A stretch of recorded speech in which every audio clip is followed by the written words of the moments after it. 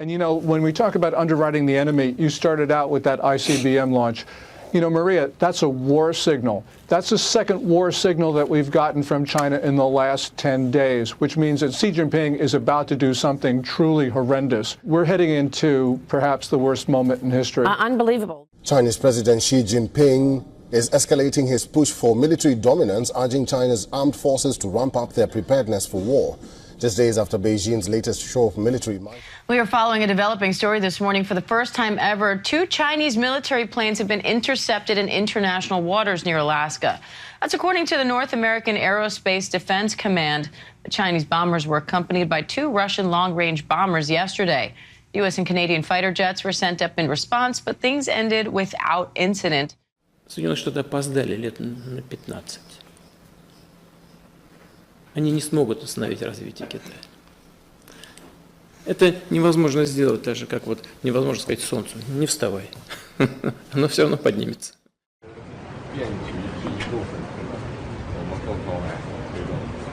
Это как раз сейчас перемены, которые не было в течение 100 лет. Пойдем вместе, двигаем эти перемены.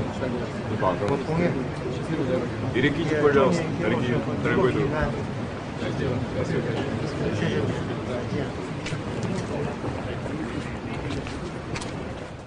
Louis, Russian military activity has been common in this region, but having Chinese planes there is unusual. So what are officials saying about that? And it is very unusual, which is one of the reasons why the NORAD actually pushed out this information really, really quickly. We have heard of Russian intercepts for years. You're seeing some of those pictures right now on your screen. But it is very uncommon. Actually, this is the first time that Chinese aircraft have accompanied Russian bombers in these flights off the coast of Alaska. Now, we're talking about several hundred miles off the coast of Alaska, but still, it's enough to trigger an intercept by U.S. and Canadian fighter aircraft to try to get visual confirmation of who they are when they enter this area. But it's really uncommon and kind of shows the growing bonds between both China and Russia militarily. This is something that developed after, that we've seen increasing with more frequency after Russia's invasion of Ukraine 2 years ago. But this is, again, the most visible scene that we've seen so far of this growing military cooperation between both countries. But Xi Jinping has been hosting President Putin in a sort of state visit only last week. They've talked about their sort of limitless partnership. Now, Xi Jinping wants to change the world order, the US-led world order. That resonates with President Putin. Also, China's very interested in how Putin's getting on with the invasion of Ukraine, because although the West has been involved to provide ammunition and weapons, it hasn't directly intervened. And all of that will inform Xi Jinping's judgment about whether to go into Taiwan. Yu also warns of an alliance brewing between China, Russia, Iran, and North Korea. They're working together, that's for sure. Whether that's an axis or an alliance, but certainly there are symptoms, signs that they're working together. China says it's ended a military exercise in which its armed forces conducted large-scale drills surrounding Taiwan. China publishing maps indicating that its forces were surrounding the whole island. Videos of the exercise, which were shared widely on Chinese social media, show the scope and scale of what China deployed, including a blockade on key ports. Beijing said the drills, thought to be the biggest yet, were a warning to those in Taiwan who want independence. It's thought to be a reaction to a strident speech by Taiwan's president, Lai Ching-te, who said his government would not accept Chinese control. China sees Taiwan as a breakaway province, but the island sees itself as distinct and has its own government and military. In a single day, the drills involved a record 125 Chinese military aircraft and 34 naval vessels, including the aircraft carrier Liaoning, and condemned China for what officials called unreasonable provocation. We also need to stay calm and confident to prevail in the struggle between democracy and authoritarianism. Taiwan scrambled jets in response to the war games, putting its forces across the island on high alert. Officials in Taipei pledged to defend Taiwanese territory. The irrational, provocative military drills carried out by the Chinese People's Liberation Army will endanger the security situation in the Taiwan Strait. It is also not conducive to the healthy development of cross-strait relations. Taiwan's unwillingness to give up autonomy and China's unwillingness to recognize it have put the two on a seemingly inevitable collision course. Li Shimin is a retired admiral and former head of Taiwan's armed forces. I don't think the PLA is ready for the full-scale invasion in the next few years. But however, if they want to conduct that kind of very limited military the tactic, they are already able to do it, like they seize any one of outlying islands, or even the conduct the quarantine for the Taiwan. They can do it. The U.S. said it was seriously concerned about the escalation. And we have a Biden administration that is not willing to talk to the American people about the imminence of what China is prepared to do. So, yes, we need to stop underwriting the enemy, but we also need a president to tell the American people to get ready for what could happen. Yeah, Roger Robinson has been so good on all of this, and I know you were in my special along with Roger. Let me get your take on Russia, because Russia appears to be changing its doctrine on the use of nuclear weapons to include Ukraine firing longer-range Western-equipped missiles deep into Russia. China appears to be fully behind this incredibly dangerous threat. I mean, is the U.S. going to do anything about this? Well, the reason why Putin is making those threats was he made those threats prior to invading Ukraine, and Biden backed down. And so Putin thought, well, clearly we can do more of this. And the Chinese started making threats, and the North Koreans started making nuke threats just after the invasion of Ukraine. So Biden opened the door to this. And we have China in the most rapid nuclear buildup since the Cold War. So right now, our enemies are thinking of coordinating nuke attacks on the United States. Just days after Beijing's latest show of military might around Taiwan, Xi's visit to the People's Liberation Army rocket force underscored China's aggressive modernization and strategic ambitions. Xi's call to action comes as global military dynamics are shifting rapidly, placing China's security and development needs at the forefront. Last month, China test-launched an intercontinental ballistic missile, firing it into the Pacific Ocean in its first such exercise in decades. China has test-fired an intercontinental ballistic missile into the Pacific Ocean. It's rare for these tests to be publicly acknowledged, and they usually take place in isolated inland areas rather than the sea. The military says the move was routine and complies with international law.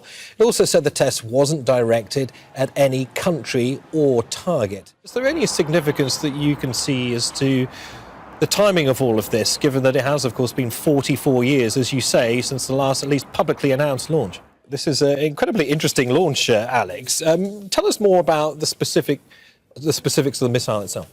Well, the Dongfeng 41 is a strategic weapon in China's nuclear arsenal. It has a range of about 15,000 kilometers, which means it can hit most targets on Earth, including most of the continental United States.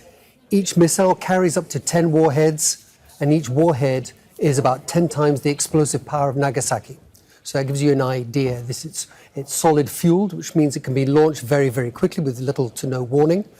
And it's on a road mobile launcher, which means it can disperse and hide in woods and make it very, very hard for an opponent, say, satellites, to try and spot it. So it's a very potent weapon. It's probably the most potent weapon in China's arsenal. Beijing has stepped up its nuclear development and boosted defense spending in recent years. Last October, the Pentagon even warned that China was developing its arsenal quicker than the U.S. had anticipated.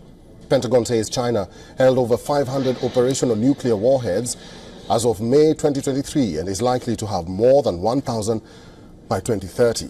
Xi ordered troops to comprehensively strengthen training and preparation for war and ensure their strategic deterrent and combat capability is robust. He emphasized the urgency of building a powerful military, noting that China's ambitions must evolve in step with a global military revolution. What's happening is that these exercises are becoming bigger and more frequent and closer to Taiwan. And what it seems to be this time is a dress rehearsal for a blockade of Taiwan. I mean, the South China Sea is at a crossroads, really, of two global maritime routes. It's a link between the Indian and Pacific Oceans. About a third of the global trade runs through this area.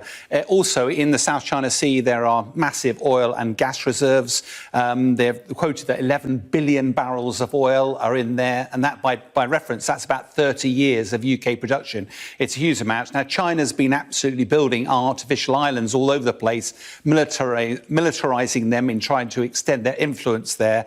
The other important thing, if we look at the other map, is China's coast next to the South China Sea is actually relatively shallow. It's not really clear on here, but it's about 30 metres deep.